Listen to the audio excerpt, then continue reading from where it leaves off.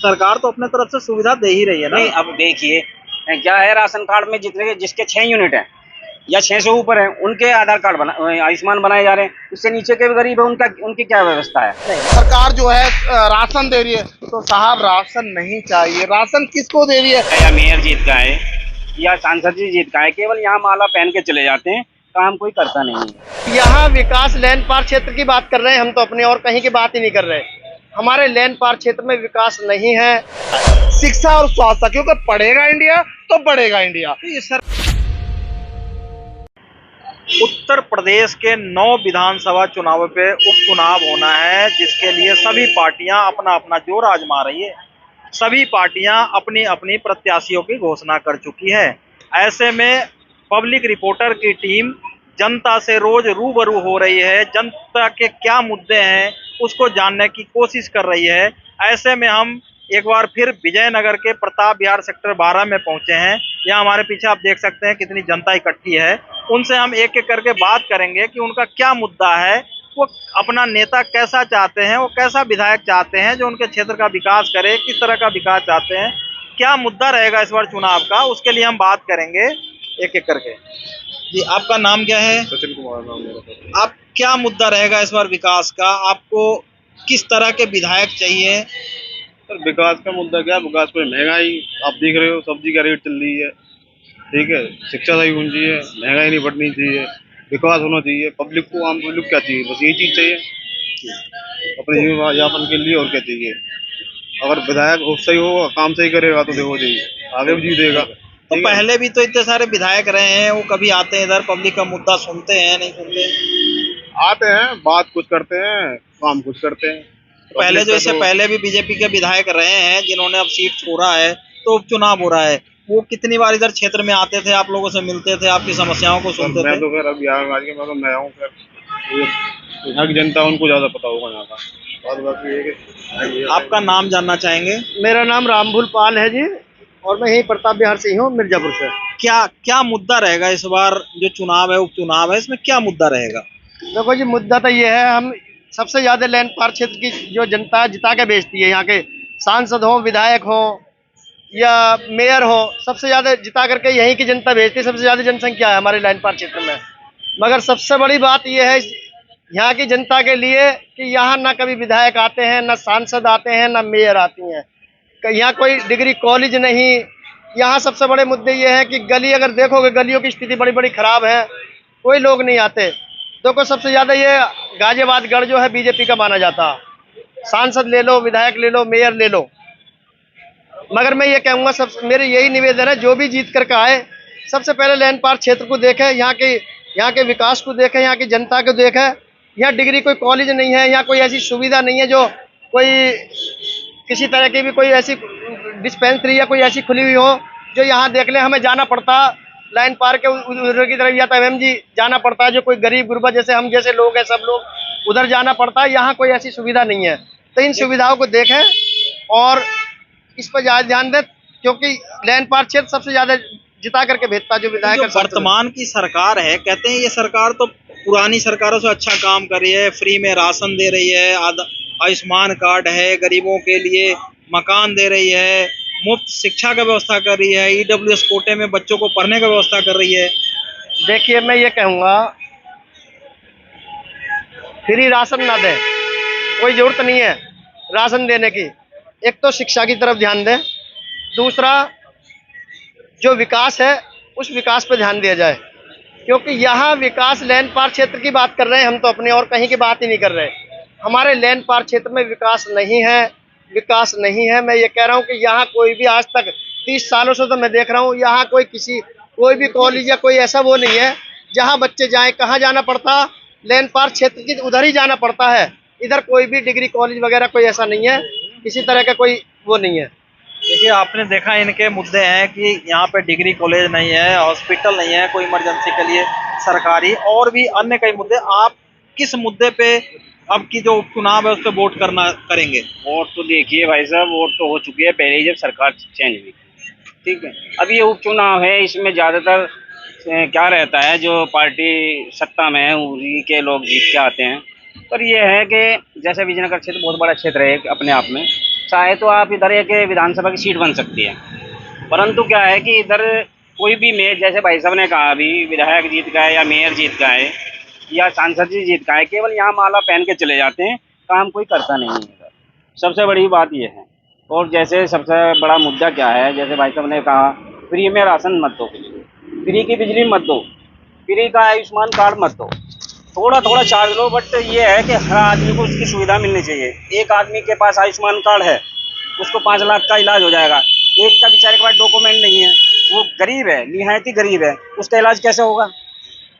हर एक आदमी को सुविधा मिलनी चाहिए, चाहे उससे उसका थोड़ा सा पैसा ले लिया जाए, जिससे कि सरकार पे भी बोझ ना पड़े। फ्री की रेवड़ी से सरकार पे बोझ बढ़ता जा रहा है। अगर आप ओवरऑल और पूरा भारत का कर्जा देखा जाए, अगर कोई अपना कागजात का व्यवस्था नहीं कर पा रहा है तो उसकी गलती है। सरकार तो अपने तरफ से सुविधा दे ही रही है ना। नहीं, अब देखिए क्या है, राशन कार्ड में जितने जिसके 6 यूनिट हैं या 6 से ऊपर हैं, उनके आधार कार्ड आयुष्मान बनाए जा रहे हैं। उससे नीचे के भी गरीब है, उनकी क्या व्यवस्था है? नहीं, बहुत सारी ऐसी राज्य हैं जहाँ पे हमने भी देखे हैं। उत्तर प्रदेश सरकार की बात बता रहा हूँ कि 6 यूनिट से ऊपर वाले गरीब होंगे, नीचे वाले भी तो हो सकते हैं गरीब, ये समझिए ना आप। उनकी क्या व्यवस्था है? मेरा कहने का मतलब है, पर एक आदमी का जैसे फॉरेन कंट्री के हिसाब से चलना चाह रही है सरकार, उस हिसाब से चलना भी चाहिए। वहाँ पे चिकित्सा और शिक्षा सभी को बराबर मिलती है, यहाँ कोई छोटा बड़ा नहीं है। आप भी देख रहे हैं कई सालों से ये सरकार चल रही है। इस बार जो उपचुनाव है उसमें क्या रहेगा, अहम मुद्दा क्या रहेगा? देखिए, अहम मुद्दा तो मैं आपके माध्यम से बताना चाहूँगा पत्रकार महोदय कि जैसा कि ये लाइन पार क्षेत्र है, अभी हम लाइन पार क्षेत्र में खड़े हैं, तो विधानसभा का जो चुनाव है वो पूर्णतः लाइन पार क्षेत्र पर ही निर्भर करता है। शहर में कुछ लोग हैं, व्यवसायी वर्ग है जो इसमें चुनाव मतदान कर पाएगा, नहीं तो यहाँ पे सारी आबादी लाइन पार क्षेत्र में है और लाइन पार क्षेत्र में ही विकास नहीं हो पा रहा है। आज ये जनरल वीके सिंह ने उद्घाटन किया ये कनेक्टिविटी के लिए आरओबी का।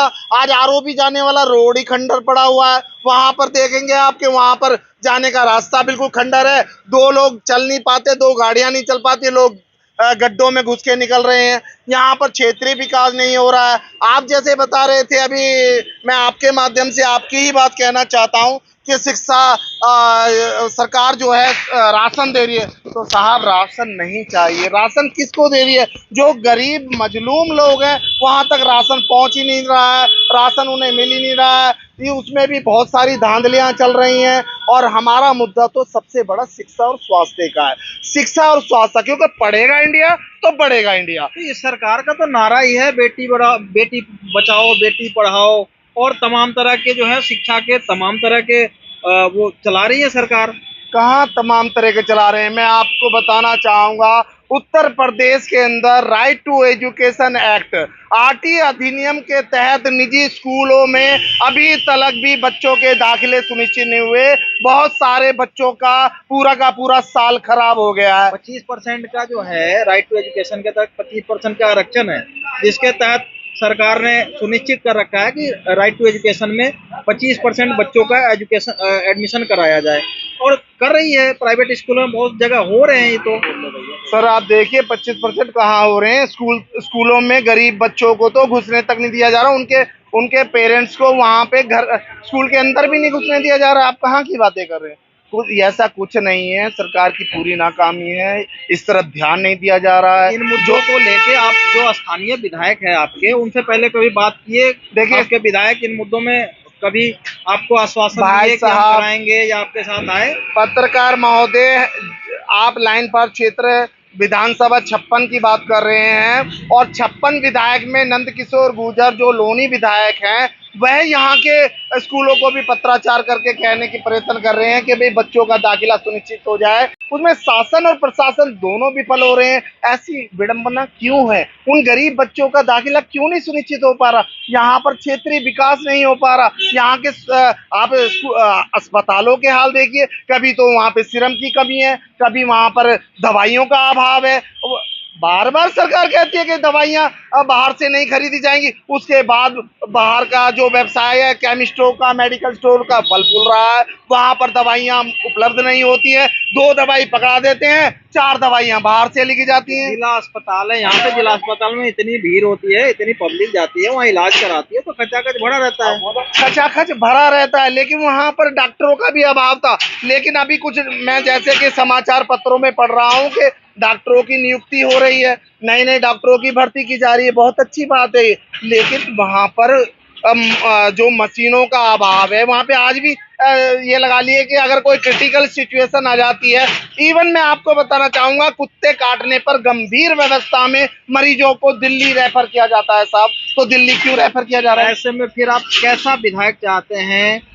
देखिए, हम तो ये चाहते हैं कि विधायक तो देखिए ये गाजियाबाद से भाजपा का किला रहा है, अभेद किला रहा है। अब पहले भी माननीय विधायक रहे, आज वह सांसद बनकर चले गए। जब वह सांसद बनकर चले गए हैं तो ये उपचुनाव की स्थिति यहाँ पर आ गई है। तो उपचुनाव में जो भी यहाँ से कैंडिडेट हैं, जो भी यहाँ से प्रत्याशी आ रहे, मेरा उनसे यही निवेदन है आपके माध्यम से कि लाइन पार क्षेत्र का विकास होना चाहिए, शिक्षा, स्वास्थ्य जैसे मूलभूत मुद्दों पर आवाज उठनी चाहिए, सदन में आवाज उठनी चाहिए, क्योंकि मुझे ऐसा लगता है कि हमारे प्रतिनिधि यहाँ की आवाज को सदन में उठाने में नाकाम रहे हैं, इसीलिए शासन की तरफ से यहाँ पर ध्यान नहीं दिया जाता है। तो आपने देखा जनता के अलग अलग मुद्दे हैं, जिसमें सबसे अहम मुद्दा शिक्षा, स्वास्थ्य इससे जुड़ा हुआ है, और जनता चाहती है कि हमारे क्षेत्र में शिक्षा और स्वास्थ्य में बदलाव हो, अच्छी सुविधाएं बढ़े।